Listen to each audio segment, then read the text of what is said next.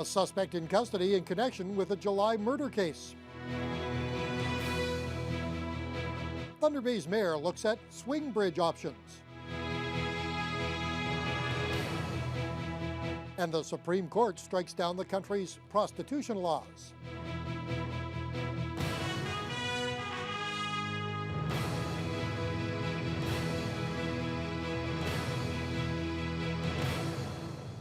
Good evening and thank you for being with us. Thunder Bay police have made an arrest in connection with a murder of a city woman this past summer. The suspect was just 17 years old at the time of the homicide, and therefore his name cannot be released. 30-year-old Shannon Ashley Marie Hogan was found with critical injuries behind a Lake Street home on July 16th. Deputy Police Chief Andy Hay says they've now charged an 18-year-old man with second-degree murder. He was in custody on unrelated charges when police compiled enough evidence to connect him to the homicide. The charge is a result of an extensive investigation that utilized resources of the Northern Regional Forensic Lab in Sault Ste. Marie. Forensic evidence, including DNA analysis, played a significant role in the investigation. The young man charged in the homicide was a young offender at the time of the incident and cannot be identified under the Young Offenders Act. He will remain in custody pending a court appearance here in Thunder Bay on December 27th. In the weeks after the murder, Hogan's family spoke publicly about wanting the killer brought to justice. Hay says after 5 months of investigating, their officers are glad to have a breakthrough in the case. We always look for closure on cases. You know, our main function is to bring people to justice, to solve these cases. We are happy that we are moving closer to concluding this. Our condolences go to the family and friends of Shannon Hogan. It's a difficult time of year, being Christmas and everything, but sometimes that's the way it plays out. Police say it will be up to the Crown Attorney's office to decide if it wants to pursue having the suspect tried as an adult. Thunder Bay's gas crunch continues to get worse. As we told you yesterday on the NewsHour, the city is facing a severe gas shortage over the next little while, reportedly due to transportation issues that have limited local deliveries. Now, several gas bars in the city have completely run out, and others are seeing lineups as people scramble to make sure their tanks are full for the holiday season. That has some motorists concerned. There should be something in place for the future so it's not going to happen again. Hopefully, it's not lasted too long. Those with supplies have resorted to selling premium grades at regular prices, but even those supplies are said to be running low, and there is no word on when we may get some relief.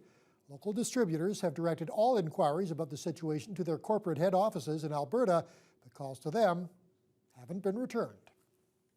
Mayor Keith Hobbs says he and Fort William First Nation Chief George M. Morrisseau plan to meet soon to start lobbying for a temporary Bailey Bridge over the Cam River. The 100-year-old swing bridge was damaged by fire on October 29. Officials with CN have since reopened the rail line and pedestrian crossings, but motorists will have to wait at least another 3 months for repairs to take place. And Hobbs says they can't wait for CN any longer. Right now we're relying on CN to fix that bridge, and do they have to do it? No, they're not. It's not a must for them to do it, but it's a must for us, the two communities, to have a bridge. Hobbs says he's heard the MTO has Bailey bridges available as a possible short-term fix to the swing bridge closure. For the long term, he and Morrisseau are asking for a new Unity Bridge to be built over the Cam River. I think the number one player would be the federal government on a project of that magnitude, because you're probably looking at $80 million at least. So that's way out of Thunder Bay's realm, and it's probably way out of Fort William First Nations realm as well. But through the Aboriginal Affairs and Northern Development Canada and the provincial government as well, those two groups would have to pony up for sure, big dollars. Hobbs says he plans to meet with Chief Morrisseau soon to explore all the possible options. A large new development being proposed for Thunder Bay's north side could see a former movie theater demolished. A notice has been posted on the Cumberland Cinema Centre. The owner plans to take down the movie house and construct a 6-story mixed-use building with 71 residential units. The proposal also calls for 2 levels of underground parking with 100 spaces. The current zoning in the area limits the height the building can be to 10 meters, but this application calls for the height to be 24 meters. That's just shy of the height of the condos and hotel going up on the waterfront. The proposal is expected to go before City Council in March or April. Thunder Bay police were called to a South Nebing residence to assist a man in distress earlier this morning. Police searched for a 34-year-old male who had left the residence on foot. When officers found him, he was unresponsive in a densely wooded area. He was injured and in need of medical attention. Officers took off their jackets and hats to try and keep him warm, as they were concerned about hypothermia given the frigid temperatures. The man was carried out with an assistance of paramedics, and 2 officers sustained minor injuries as a result of the difficulties maneuvering in waist-deep snow. They realized that because of the weather this morning, because of the terrain, it was going to be really difficult. It took them a while to locate the male, and there was no clear direction of where he was. So when they arrived on the scene, he had already been gone for a while. So they knew that time was very important in order to get him to safety. The condition of the man is unknown at this time. An investigation into a series of historic sexual assaults has led to charges against the city man. Thunder Bay OPP began their investigation in June after receiving allegations of incidents that occurred at Warnica Lake in Jakes Township between 1997 and 2007. The subsequent investigation identified 3 male victims who were between 17 and 24 years of age at the time. As a result, 51-year-old Gary Bruce Lamont has been charged with 8 offenses, including assault, sexual assault, and forcible confinement. Police are asking anyone with information on these or other such incidents to contact Thunder Bay OPP. A meeting organized by an opponent of a proposed new youth center saw a big turnout last night, but not likely the one he was looking for. The overwhelming majority of those who attended are in favor of a partnership between the Indian Friendship Center and the city. Dennis Ward has more on the meeting. The Indian Friendship Center and the city have been trying to dispel a lot of myths about the proposed youth center in recent weeks. Still, one of the first questions asked at the meeting was about who the facility will be for. If you look at all your programs that the Indian Friendship puts out, there's no way you're going to have it for, multicultural youth center. It's going to be a First Nation youth center only. The city and IFC have repeatedly stated the center will be for all young people in Thunder Bay. Although this gathering was organized by an opponent to the plan, the crowd was overwhelmingly in favor of the idea. That was evident when Councillor Joe Verderamo asked supporters to raise their hands. Wow, doesn't that tell you something? Thank you. Co-chair of the Respect campaign, Wendy Landry, says change can be hard and realizes people don't like things in their backyard, but she feels the youth center is positive for the entire city and should be embraced. So whatever you say, whatever we say, or whatever message you give forward in this center is a message that they're giving the youth. And if their message is that they're not welcome in your community, then that's a really scary place for us to go as a community. Mayor Keith Hobbs wants to see a youth center built in this city before the end of his term, and he says he's going to get his wish. Maybe my last wish as mayor, but it's going to happen. So, whatever fallout there is, it's going to go ahead, Mike.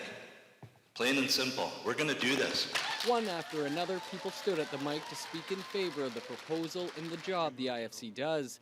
Still, it wouldn't be enough to sway the mind of organizer Michael Lemsani, who insists the Port Arthur Prosvita is the wrong location. Let's get it into a bigger area. Let's show off this jewel. Let's show off this gem. Because the Aboriginal coming from the north is going to keep on coming, and our population base is going to grow. So let's do it right the first time. Council is set to decide on whether to move forward with the partnership next month. This event, originally planned by opponents as a strategy session ahead of that vote, may not have gone according to plan. But at the end of the meeting, Lemsani was thanked by the mayor for organizing, and he offered to split the bill for the hall rental. Dennis Ward, TBT News. The high level of influenza-like activity in the Thunder Bay district has health unit officials concerned. It says Thunder Bay leads the province this flu season with the highest number of emergency room visits related to the flu. So far, there have been 35 confirmed cases of the flu, some with symptoms so severe that the individual had to be hospitalized. One death has also been attributed to the flu, that being an adult under the age of 65 who passed away last week. In order to help limit the spread of the disease, the health unit is urging everyone to get a flu shot. They're available from healthcare providers or pharmacies, and 2 new flu clinics have been scheduled for the health unit office next Monday and on December 30th. Patients needing transportation to medical appointments in Thunder Bay have been using a private service for nearly 7 years. Last week, the province announced it intends to create regulatory standards to govern the companies who make those transfers. John Thompson has more. The new regulations for medical transportation vehicles, such as Ambitrans, will impose standards on vehicles, training, equipment, and identification for private companies performing the non-emergent patient transfers. The province deregulated the industry in 1995, and Thunder Bay Superior North MPP Michael Gravel says the time has come to ensure that public safety is protected across the board. Whether or not it's urgent or non-urgent, it's just as important that it be done in a safe manner. So I think there are different companies that provide those services that may have different and varying standards in terms of care, and I think it's important that that there be a common standard and one that makes sure that people that are being transferred in a safe fashion. Superior North EMS Chief Norm Gale and his counterparts across the province have long advocated for industry standards in the private sector. He welcomes this latest announcement. While we appreciate and applaud regulation of the non-ambulance transportation sector, regulation of that sector will not reduce the burden on EMS. It simply provides safety for patients. Ambitrans has been providing non-emergent patient transfer in Thunder Bay since 2007. Its general manager, David Allen, said he supports the regulations and says his company has been pushing for them to ensure honesty among its competitors. John Thompson, TBT News. $6.7 million gift landed in Thunder Bay today for the OPP's aviation service. A 2013 turboprop Pilatus arrived in the city. It replaces a 1997 model that will be taken out of service after 18,000 hours of operation. The shiny new fixed-wing aircraft is expected to serve the Thunder Bay OPP for the next 15 years. Staff Sergeant Dan Cameron says the plane flies nearly every day and transports about 250 people every month. The plane is used primarily for moving prisoners and our own members throughout the province. And we also have a surveillance package where we can do surveillance or we can find lost or missing people. 75% of the time the aircraft is flying in and out of northern communities. However, it does fly throughout North America from time to time. The old plane will be decommissioned of police equipment and eventually resold. A Thunder Bay bar has had its liquor license suspended. The Alcohol and Gaming Commission says this follows a variety of incidents at Aiden on Brown Street that involved intoxicated patrons both inside the business and after they had left the bar. As a result, Aiden has lost the right to serve alcohol for a 35-day period starting on January 2nd. A boil water advisory imposed on the city of Dryden yesterday has now been lifted. The Northwest Health Unit issued the order amid fears that a malfunctioning valve had compromised water quality, but the city says an inspection today has confirmed the valve is working properly. The problem has instead been traced to a frozen vent, which has now been fixed. There were fears Dryden residents would have to boil their water right through the entire holiday season. There are only 5 days left to finish up that Christmas shopping, Randy, and you can bet the malls will continue to be filled with people searching for the perfect gift right up until the last minute. It has been a slower year at Intercity Shopping Centre when it comes to the number of purchases made. However, store officials say the past couple of weeks have seen things pick up incredibly. Courtney Rutherford has more. It's a scene that's being played out across the country. Hundreds of people walking the mall trying to finish their shopping, and some, well, just beginning. Whether you're looking for the perfect pair of shoes, a necklace, or some nice bath products, shoppers are making a last-ditch effort to pick up anything they can get their hands on. Carrie Ann McCullough is the store manager at Thunder Bay's Bath & Body Works. She says although the store has been packed over the past couple of weeks, 2013 hasn't been smooth sailing. This year's been a slightly bit more of a challenge than the past 2 years. We were brand new the past 2 years, so our customers love the novelty. Although the novelty I feel has not worn off, I feel like customers are definitely particular in what they purchase, but they are coming to us first. So it's a matter of what we do with them once they enter our four walls. McCullough says the majority of their clients in the past week have been men. However, a lot of the shoppers she's come across are there for the deals. Ashrath Batlola is a salesperson at Alaris. He says it's been so busy the past couple of weeks, they've been forced to hire on additional staff. Sometimes we can't even manage the store. It's getting we have the salespersons up to 4 guys working out here. So I think sometimes we even need a 5th person. Batlola says the past week they've hit their maximum target and believe those numbers will continue to rise over the weekend. Shannon Young is the marketing director at Intercity Shopping Centre. She says over the past 2 weeks their stores have been jam-packed all day long. And although their final numbers won't be out until the end of the month, stores that are selling hot ticket items are the ones drawing the crowds. Some of them, it's hit or miss. It's what the trends are this year with the stores. Some stores are doing phenomenally well and their sales are skyrocketed, and some aren't doing as well as they did last year, but it is what's the popular item for this year and what people are looking to buy, and that's where it gets with the sales, hits with the sales with people. Those of you who still have to make that last purchase will still have some time, as holiday hours will be extended well into the evening over the next couple of days. Courtney Rutherford, TBT News. Well, it was a banner year for Toys for Tots. Organizers announced today they managed to raise $158,000 for Toys for the Christmas Cheer campaign. The annual toy drive will give more than 3,000 children across our city a reason to smile on Christmas morning. Over the course of 37 days, off-duty firefighters have been manning a booth inside the inner city shopping center food court. The mission of Toys for Tots is to ensure that children living in poverty in our community will have a present to open when Christmas rolls around. It's an initiative that's been a part of the local firefighters for more than 50 years. For children especially, it is the most special time of the year, and I think it's really influential in their childhood growing up. Receiving that gift, looking forward to a gift. I know that's how it was for me, and still today, Christmas to me is the most special time of year. I absolutely love it. The goal for this year's campaign was to match the previous year's total, but instead they were able to surpass that number by $5,000. Once again, an incredible effort by the firefighters, and a big thank you. I know they'd like that to be passed along to everybody who contributed. And let's switch over to weather now. Fiona, we're on the eve of winter officially starting. Could we have a carbon copy of today tomorrow? No. Thanks. Well, you got to start winter, the official start to winter, with a little bit of more winter-like weather. Now, we did see a few clouds here today, but we topped out definitely near the seasonal values, and we had some pretty cool air trying to work its way in. We hit a low of -26 first thing in the morning, and then the temperature just shot up to -10 in a matter of about 4 hours. The winds were relatively calm, so really no wind chill value to speak of. So rather a mild end to the fall season, if you can call it a fall season that we had. Right now, Thunder Bay's at -11. We've got clouds in many parts of northwestern Ontario. Temperature is a little bit cooler towards Red Lake. They're at about -19, but Fort Frances is matching our city right now. -14 in Atikokan, and in Sault Ste. Marie, they're definitely a little bit milder, and they're in the single digits, -7 at this hour. Thunder Bay is going to drop down to a low of -14 under mostly cloudy skies tonight, and winds will be from the north.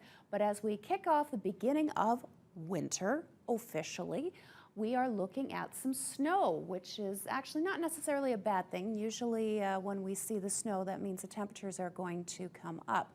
Well, it's going to give us a relatively nice day for tomorrow, but there is some cold air behind it, which could bring some pretty chilly temperatures for the latter half of the weekend and the beginning of next week. We are going to be in that frigid zone of air. The good news is that's going to move through quickly, and that's looking to be a little milder, maybe a little snowier, but definitely a little milder as we get into Christmas Eve and Christmas Day. Those are always the days that you want to have the milder temperatures. So if we have a little bit of cooler temperatures in the next little while, then it'll set us up for a perfect Christmas. I'll have more details on that later on in the news hour. All right, thanks very much, Fiona. Canada's prostitution laws were struck down by the Supreme Court of Canada today, and the court has also ordered the federal government to devise a series of new regulations. Details on that story and more as your Friday News Hour continues. Supreme Court of Canada for declaring sex workers to be persons today.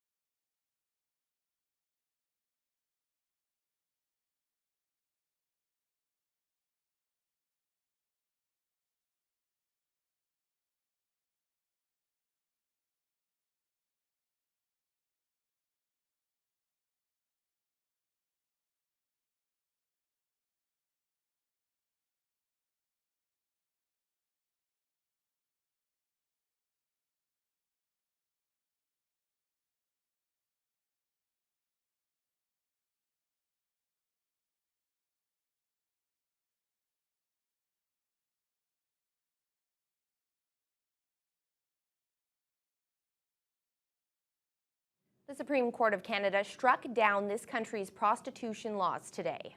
In a unanimous decision, the court said those laws are unconstitutional. It's a deeply divisive issue, and reaction on both sides was swift and emotional. Ron Charles has the story. The lobby of the Supreme Court was filled with people from all sides of the prostitution debate, reading and reacting to the groundbreaking decision. I am one of the plaintiffs in this case, and I would like to thank the Supreme Court of Canada for declaring sex workers to be persons today. It's a sad day that we've now had confirmed that it's okay to buy and sell women and girls in this country. I think generations to come, our daughters, their granddaughters, and on, will look back and say, what were they thinking at that time? In striking down the three main criminal code provisions against prostitution, the court reminded everyone that selling sex for money is not in itself illegal.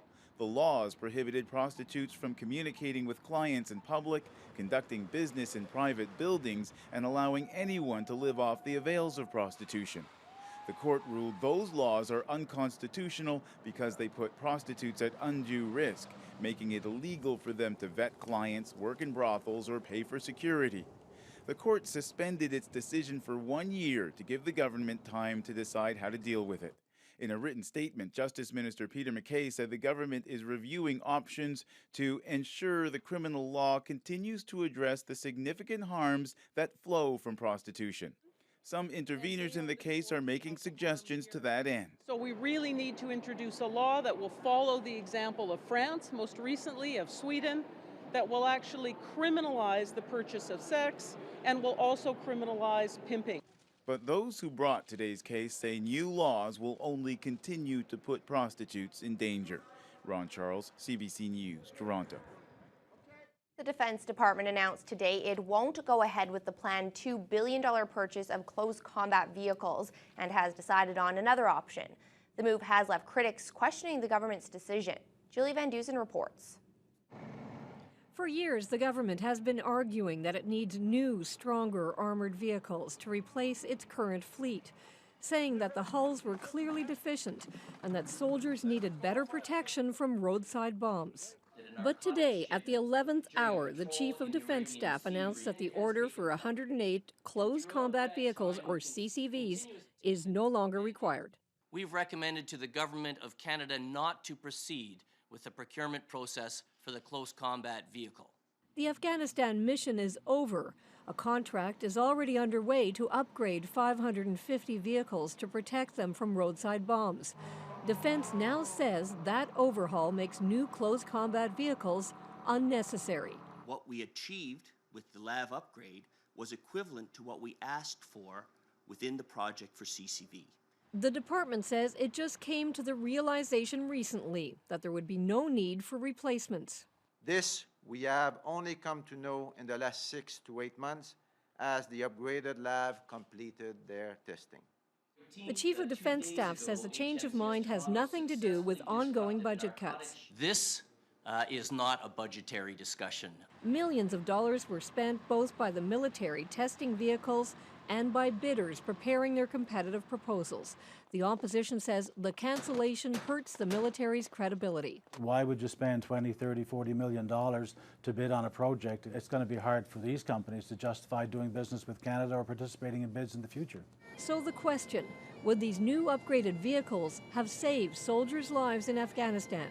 That is hard to predict. The upgraded armored vehicles won't all be ready until 2018. The Chief of Defense Staff says he's confident the Army could handle any future mission. Julie Van Dusen, CBC News, Ottawa. More bad news for BlackBerry today. The smartphone maker lost billions in the last quarter.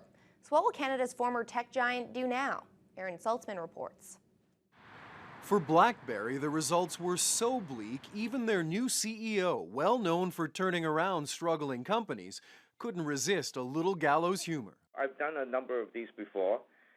This is probably the most complicated at this point. The numbers are staggering. BlackBerry lost $4.4 billion US in the third quarter. Revenue was down 56% compared to a year ago, mainly because of poor sales of its new BlackBerry 10 devices. The plan for digging out of such a deep hole take a page from much more successful competitors. BlackBerry is partnering with Foxconn, an electronics manufacturer that has previously worked with Apple. We're going to start collaborating on building handset together. They will most likely take over the hardware design. We will continue to provide software technology. For BlackBerry, handing over responsibility for the design of their once iconic smartphone will save money, but it is a radical departure. BlackBerry was one of the last companies that designed and built its own handsets. That was one of the things that set them apart. By outsourcing a good chunk of this function to Foxconn, it essentially becomes like every other handset vendor on the market. But the other handsets on the market, the iPhone and Samsung Galaxy in particular, now own most of that market. And BlackBerry's latest move to some smells of desperation. Revenues are down, cost is up, and we're not seeing any innovative products coming to market. We've had, in roughly 26 months, we've had 3 presidents. So, where are we going with this company? That is the $3 billion question, because that is about how much BlackBerry has in cash reserves. Question is, will that buy BlackBerry enough time to turn things around? Aaron Saltzman, CBC News, Toronto. Investigators in the UK are trying to figure out what led to the partial collapse of a ceiling in a London theatre.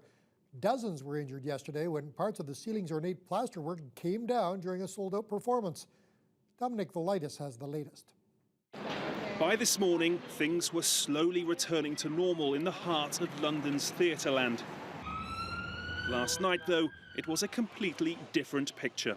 One of the actors said, "Watch out," and in a split second, a loud bang, and the whole place covered in dust and debris flying everywhere.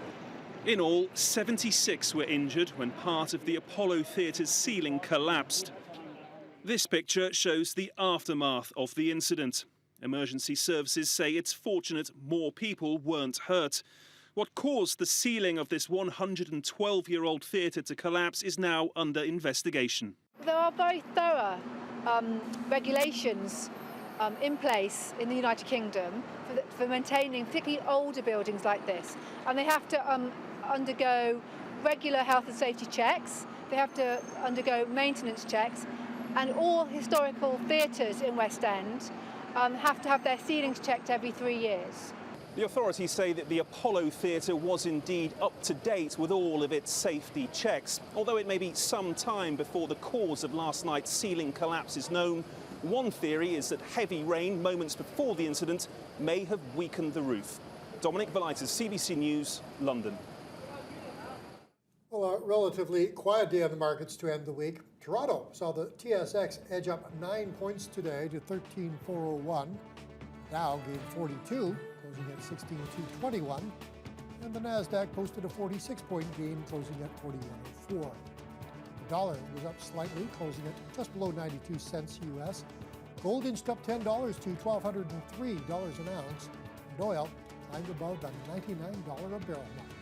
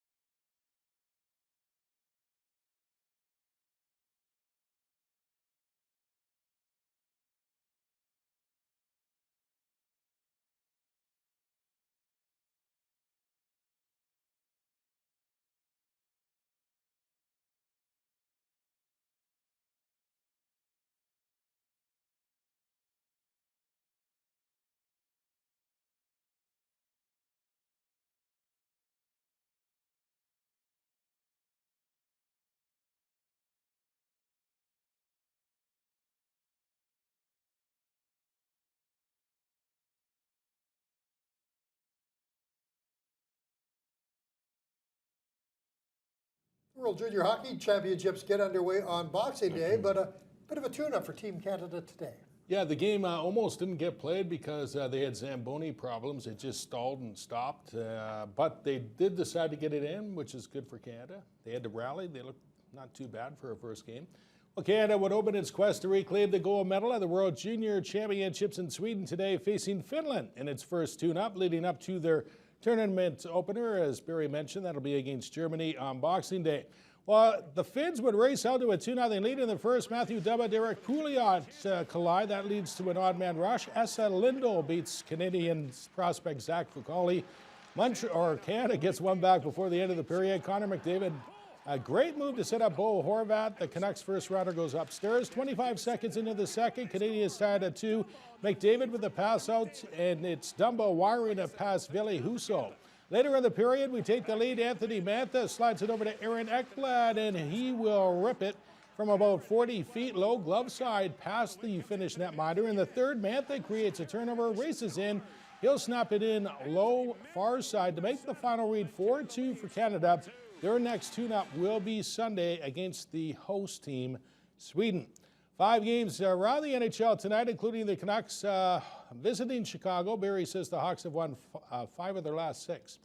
Did you know that? Slumpy Winnipeg, losers of 4 of their last 5, welcome Florida. On the ice last night, 4 minutes to go with the first. It's the fourth line. Chipping in for the Bucks. Troy Bodie bangs a Cody Franson rebound behind Mike Smith for his first as a lead. 5 minutes to go in the third. Martin Hansel fools James Romer with the wraparound. His 9th would tie it at 1. This one eventually goes to a shootout. Joffrey Lupul will decide it, going post and in. The Leafs win for only the second time in 7, 2-1. Next up, we've got Ottawa. Jason Spezza with a goal of the night, undressing Dylan Olsen, finally getting his first goal in 11, but the Sens continue to lose, falling to the Panthers 4-2 in St. Louis. The Blues' $24 million man, Alexander Steen with a pair as they bounce the Habs 5-1 in Detroit. Joachim Anderson gets his stick on Daniel Alfredsson's shot for his 5th. The Wings douse the Flames in overtime 3-2. Next up, Denver, Colorado, roared back from a 2-1 deficit, 3 goals in the second to hand Edmonton their 5th straight loss 4-2. Maxime Talbot with the game winner, and Dallas struck twice in 15. The first was Jimmy Benn's 10th. They upset Vancouver 4-1. The Thunder Bay North Stars can reclaim second place in the SRJHL tonight at the Gardens, where they host the Minnesota Iron Rangers, who have a slim 1-point lead. Game time will be about 7:30. And the NFL's top team, Seattle, will try and keep its perfect home record intact Sunday when they host the Arizona Cardinals. A win by the Seahawks would clinch home field advantage throughout the NFC playoffs. Cleaner, sharper, better at everything. The run game on defense is the best in the league. They've always had really good, talented guys up front, and they're just getting after it. Carson is really hitting it. You know, they really have come together. You know, you can see how efficient he's been in the last couple months. You know, they just gotten better. And so Bruce is doing a great job. You can see his imprint on this whole thing, their style and their attitude and all of that. So they just have made a big improvement, and they've given themselves a great chance to have a heck of a season. I think it's a big deal, you know, being able to clinch home field. You know, obviously we're 8-0 at home, and being able to play at home in front of our fans and getting that kind of crowd behind us in the playoffs will be a great thing. So I think we want to approach this game as a regular game anyway, not to put too much emphasis on a home field advantage, because I think if you do that, guys will be scared to make mistakes or be too uptight. But I think we just want to play the way that we've been capable of playing the whole season. CFL News, Toronto Argos fullback Jeff Johnson is retiring after 14 years with the Double Blue in Hamilton. And BC Lions center Angus Reid will decide soon whether he'll retire or return for a 14th season with the Leos. The 37-year-old has undergone 2 recent back surgeries after missing all of last season. A leisurely stroll for you and I. For Lions center Angus Reid, this is what post-op recovery from not 1 but 2 back surgeries within a month looks like. And yes, with all that he's gone through this season, putting one foot in front of the other is indeed a walk in the park. Well, forget football. I can put my socks and shoes on now, which, you know, I couldn't bend or stretch. I couldn't reach down and pick anything off the ground. Anything that that required bending or anything where the leg would get stretched, I couldn't do any of it. And now I already can. I'm not 100%, but I'm only 2 weeks out of surgery, and it's to me it's a miracle. We've all had to deal with back pain. Unfortunately for Angus, his discomfort was at another level. and not just because he's your typical O-line monolith. Most people have they call it an L5. That's the very bottom of your back. I have an L6 for whatever reason. I'm a bit of a mutant. They said I have the dinosaur tail. So I had an extra disc, extra vertebrae. My L5 and L6, the bottom two, I completely herniated the discs out on the left, which means due to compression, they bulged way out. And they just pressed on my sciatic nerve. And that's caused shooting pains 24 hours a day. Blame it on unlucky number 13. 2 years removed from winning a third Grey Cup, Reed never played a single down in what should have been his 13th productive CFL season. He was relegated to a glorified O-line cheerleader, minus the pom-poms, of course, after he injured his back training. Now that he's returning to good health, is a return to football on the horizon? You know, you have to think long term. I'm not a kid anymore, so it's something I have to figure out. I just need to get better better still. Fortunately, it's only December. I have time. I should be better really soon, and I'll sit down and have to make probably the hardest decision of my adult life of what I'm going to do this next year. Having sacrificed half his life to football, and with the Grey Cup in Vancouver next year, you can understand why he's thinking of perhaps playing one more year. Jay Janower, Global Sports. Calgary's Jan Hudek won a silver medal today in a men's World Cup giant slalom race in Italy. It's his 5th career World Cup medal. Baltimore Orioles reliever Troy Patton has been suspended 25 games for testing positive for amphetamines. And big things are expected in Vancouver next year from Whitecap striker Darren Maddox. The Jamaican fell out of favor with former head coach Martin Rennie, but is viewed as a building block in the Caps' drive to make the playoffs next year. Darren Maddox is still very much in the Whitecaps picture, despite dissing former coach Martin Rennie and the club over the way he was used, or more like how he wasn't used this past season. One might even suggest he's an integral piece of the Whitecaps, who plan on emphasizing an attacking style of play in 2014. Darren's a fantastic individual. He's got fantastic attributes as a player. Obviously, Darren off the field maybe has been misquoted once or twice. But I know Darren's footballing ability, and I know what makes Darren tick and what doesn't make Darren tick. Darren's a big part of this club at the moment, and he will continue to be while I'm here, unless that changes. Maddox made 20 appearances for the Caps this year, scoring just 3 goals. In his rookie season, the Jamaican speedster started 15 games, scoring 7 goals in 21 matches.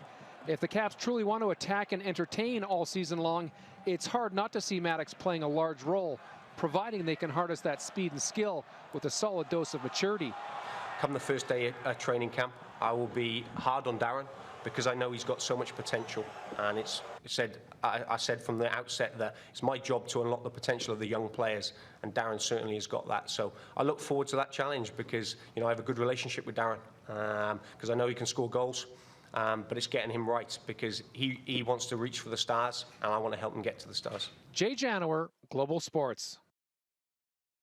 Have yourself a good weekend. That'll do it for sports. All right. Thanks very much, Randy. All right. Tonight we've got a movie that seems to be one of the top 10 for most people, although I'm never quite sure why it's a Christmas movie.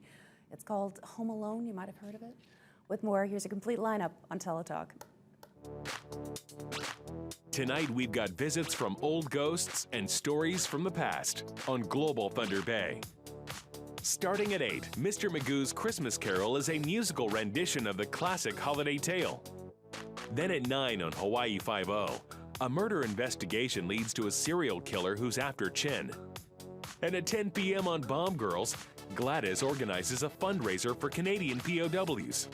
Over on CKPR Thunder Bay, celebrate with a holiday classic and a Canadian legend. At 8 on Home Alone, left behind by his family at Christmas, a boy defends his home against burglars. And at 11:35, George has hockey legend Bobby Orr and a performance by Blue Rodeo. Teletalk is brought to you by Points, the traffic ticket specialists.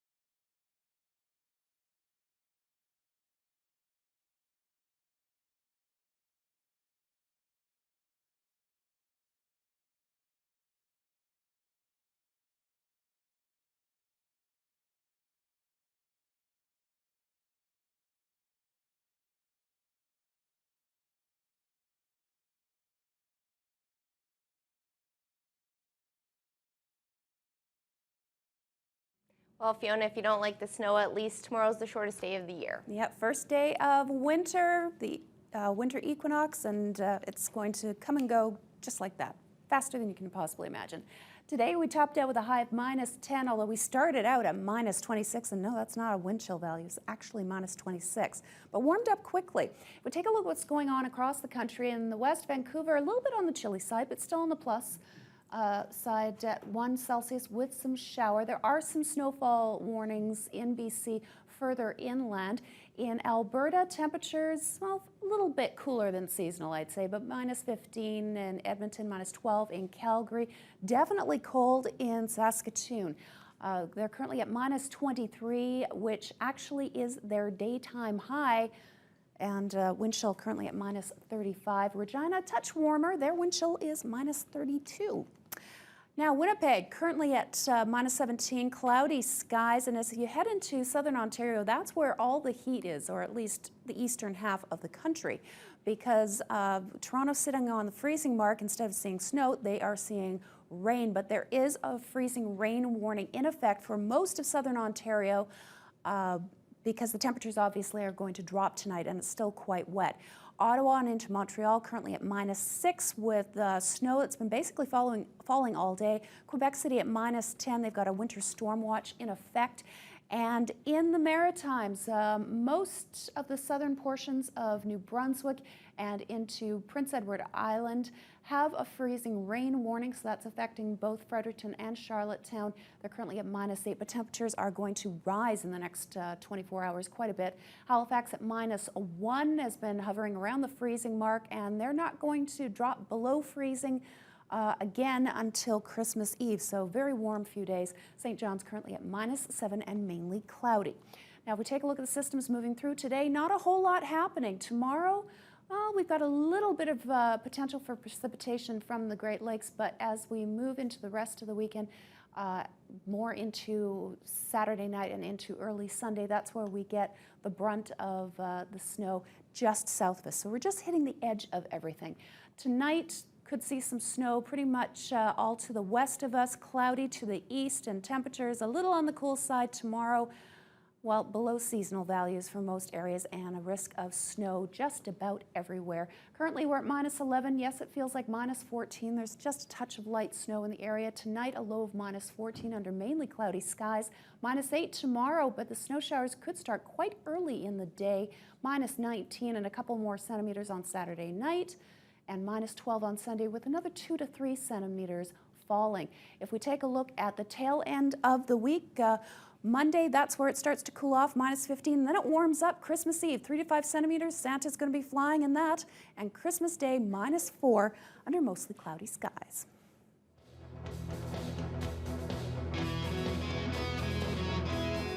On the local entertainment scene, the second annual Party for the Cure is taking place at the West Fort tomorrow night. Brett Hawley has details in tonight's edition of Front Row Center.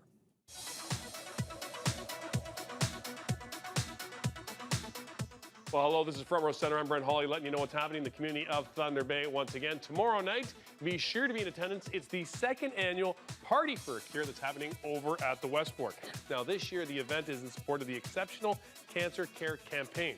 It's a fundraiser program by the Thunder Bay Regional Hospital. Last year, they raised $7,500 at this event, and this year, they're hoping to do even more. Now, going to be performing tomorrow night, Abby Dowhouse will be in attendance. Now, if you're looking for tickets, there's a variety of locations you can pick them up. You can grab them at the West Fort itself, at the Thunder Bay Regional Health Sciences Center, and of course at Royal LePage Land and Realty Brokers. Now, if you're going out and you're having a good time, be sure to call Operation Red Nose for a safe ride home, and have a happy holiday. Front Row Center is brought to you by Teleco. We hear you at Teleco, your TBT Tel authorized dealer, 601 Central Avenue. Have you ever wondered what Santa sees when he's out making his annual rounds? Well, we've got a bird's eye view for you right after these words.